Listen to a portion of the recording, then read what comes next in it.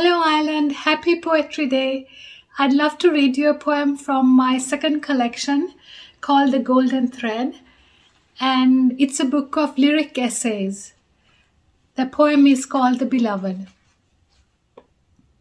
Beloved, Mother believes I will roam from sorrow to sorrow in the endless tracks of samsara because I refuse to renounce the exquisiteness of this perishable world. Colors are the most essential qualities of a thing, not lines, writes Milosh. He is thinking of Cezanne. Having puzzled over the demarcations of color, I see lines are fences that keep each one safe, yet imprisoned within. Does I, being the first person, suffer the same fate, hemmed in by a narrative from life's unspooling mystery?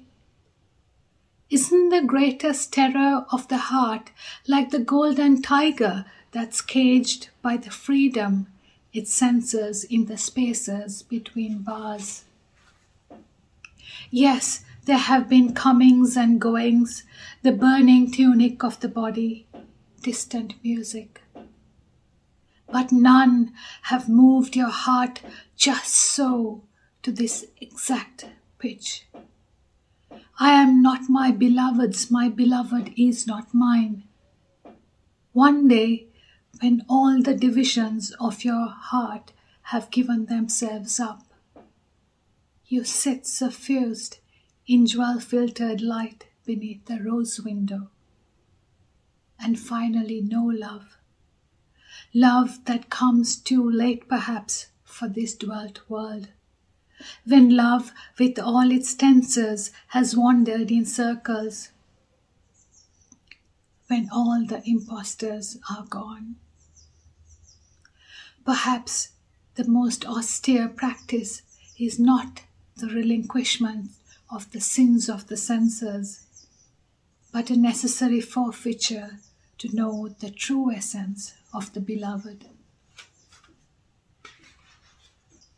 Then you is like earthrise, distant enough to see clearly and staggeringly beautiful. Not a state of enchantment, but recognition.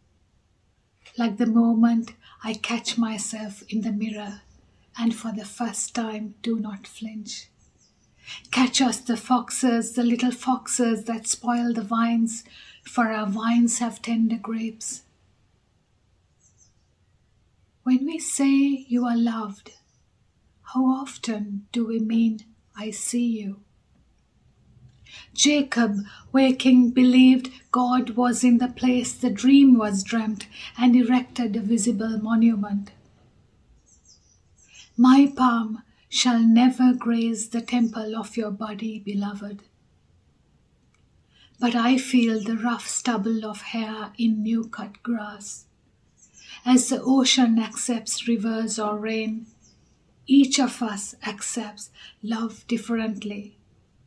And sometimes we are unable to receive, being too full of the terror of the thing asking to enter us. Buddha believed prayers were wasted wishes. There was no beloved listening to the human voice. But if reality rests on the invisible scaffolding of our senses, could we too not be all color? Prayer alters nothing in the world, but I am changed. Then where would I place my devotion? Timidly I unclothe my heart, separate the I within the I. Watch how they concertina. Must I have one voice? You who have listened in silence, would you hear me if I gave breath to all the songs within me? Would I hear yours?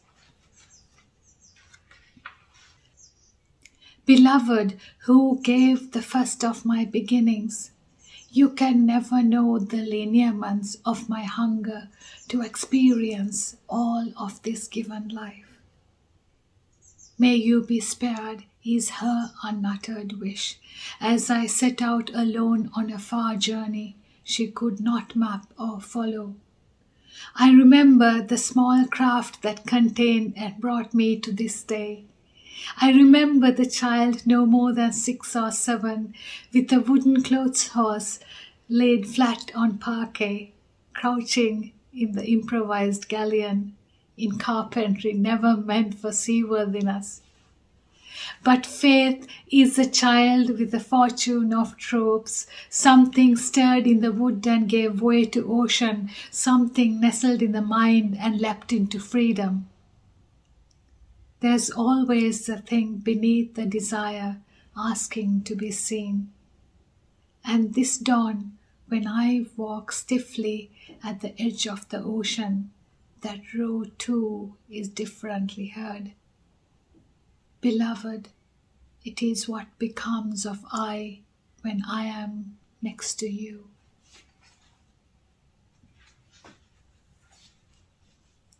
Sorrow so full of possibilities that never quite took shape. Like a wanderer's shelter find me, as you and I separately walk, as if on delicate scent trails of musk.